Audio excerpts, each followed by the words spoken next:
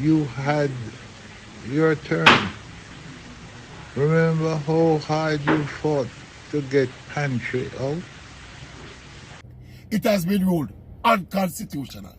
And government now are going to spend time and money if you go appeal that decision by the Constitutional Court. And once somebody in Jamaica can be director of public prosecution.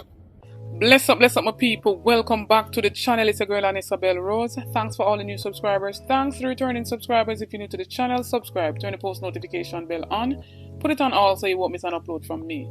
On the road to 20k, help me to get there, my people. So in this one, my people, Nicholson speaks on the 20 years of disrespect from the Jamaica Labour Party towards the Constitution.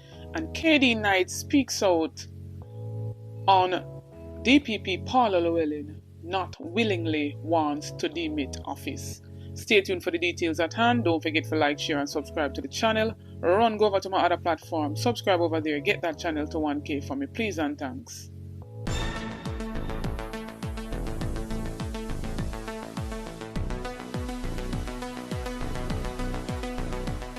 So right now, my people, we see where Nicholson is basically saying that there's too much violation with the Jamaica Labour Party and the Constitution. And he says this recent one where Chuck, rushed through piloting this amendment, is a follow-on from the open disrespect that the Jamaica Labour Party leadership has shown towards the Constitution and the rule of law during the past 20 years. So you hear that, my people? During the past 20 years.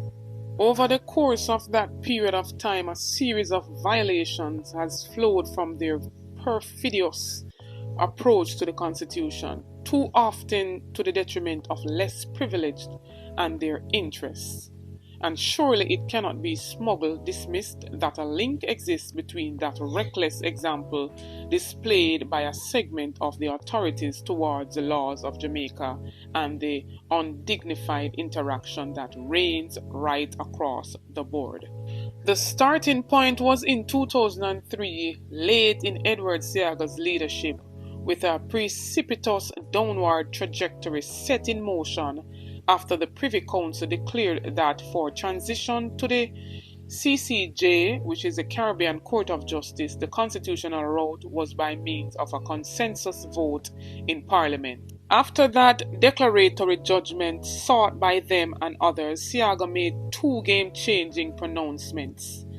First, dismissing out of hand the ruling of the highest court, he insisted that for them, the route to be taken was by way of a referendum. Second, he affirmed their severance from the consensus concerning an initiative in the constitutional reform process by a previous Jamaica Labour Party government in 1970. By those decisions, they took the unprecedented step of brushing aside the judgment of the highest court, signaling an assault on the revered constitutional order, and jettisoned a visionary plan for the first change to the independence constitution, from which far too long denied privilege would become open to all Jamaicans, in particular the less privileged. Before the amendment came to be debated in the Senate, legal representatives of the intended petitioners, which included the Jamaica Labour Party, wrote to the Attorney General exhorting him to delay submitting the legislation to the Governor General for his assent. A swift positive reply was tendered, the thinking being that should their petition meet with success, changes that would have taken place under an irregularity approved amendment of the Constitution might become embarrassingly irreversible.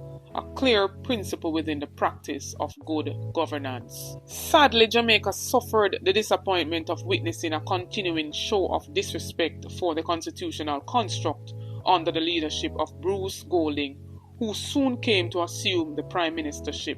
Well early in his tenure, there was need for appointment of a Solicitor General.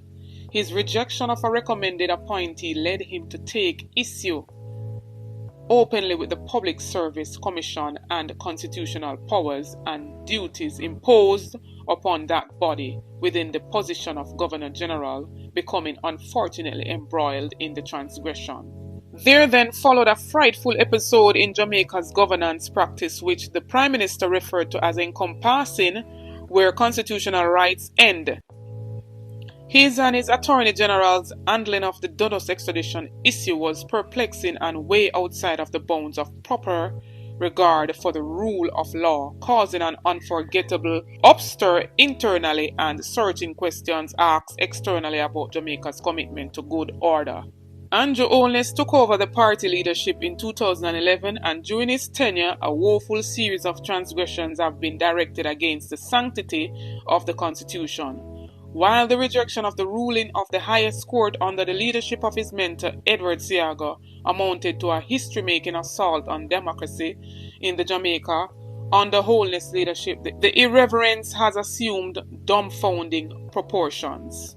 So basically, I must say it worse under Prime Minister Andrew Holness. Within a few months of his elevation to the party leadership, their cavalier meddling with the constitutional order was taken to its zenith along the independence journey.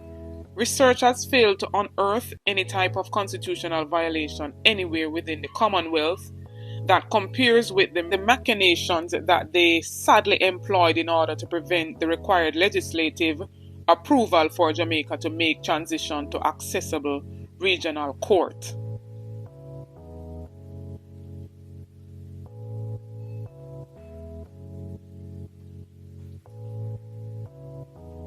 You know what bothers me? What bothers me is, why is it that there is such an insistence, such a desire, such a thirst, which can only be quenched if Paula remains DPP. Why? Why are they going out on this limb for her? Why? There must be an underlying reason. And there's no sparsity of persons who can fill the post. None. It is an odd situation. And quite frankly, I will tell you, it is so odd that it bothers me. And, you know, I don't want to speculate and won't speculate, because that would bother me more as to why the extra effort. I am troubled in mind. And Paula should just be graceful. Be graceful, Paula. You had your turn. Remember how hard you fought to get pantry out? Remember? And now how hard you're fighting to stay in. Not right. Have a sense of justice.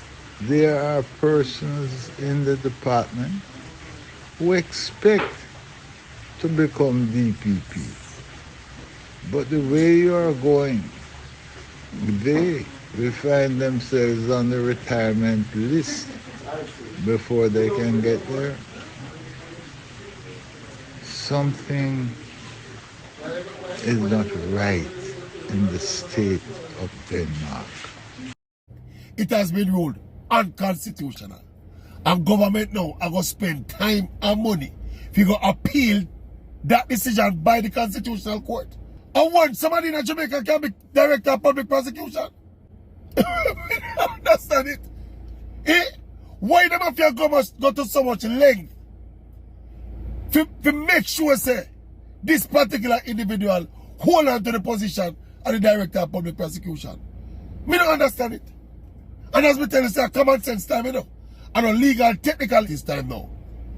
Why on God's earth would the government feel a need to go to as far as to appeal the decision of the Constitutional Court? To grant a second extension for somebody who passed the retirement age already. And so when you hear it for yourself, my people, many others like ourselves wants to know why, everyone wants to keep DPP Paula Llewelyn in office when we have other prosecutors who can take up the role of that chief prosecutor.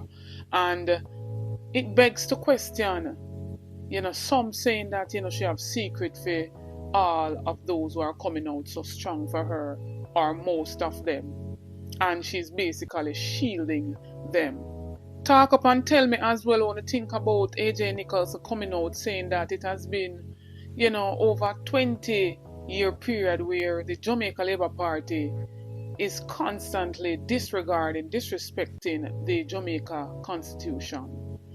And we've seen him make reference from back in Eddie Siaga time to Bruce Golding, even to now Andrew Holness, and basically saying that Prime Minister Andrew Holness is the worst of them all. We've seen myriads of cases where, his rulings were unconstitutional. And so the taxpayers' money will have to fund this appeal. You understand, my people? So I want for you to think about everything that was said in this video. Drop an honest opinion in the comment section and let us reason. Don't forget to like, share and subscribe to the channel, or run over to my other platform, Instagram and Facebook, and follow me over there at Anisabel Rose. Check out the YouTube store, make a purchase, it goes in support of the channel. Check out the YouTube membership, you get a lot of benefits by becoming a member. Member shout out goes to Angela and Ivana Wallace, big up on yourself, thanks for the continued support on the ABR movement. You too can become a member of the Anisabel Rose movement by joining the membership, only a small fee per month to become a member of the channel. And we have 2 levels of membership. You have the regular membership and you have VIP membership. We do notification shout out in each and every video to be a part of that. All you have to do is be the first to like, comment, subscribe, and you'll be featured in the following video to come. New viewers, come on board, journey with me, join the family, subscribe to the channel, like up the video, share out the video, support the ABR movement by playing your part. On the road to 20k, help me to get there, my people. Stay tuned for more videos, stay tuned for more updates. Get this video to at least 2,000 likes. Big up on yourself.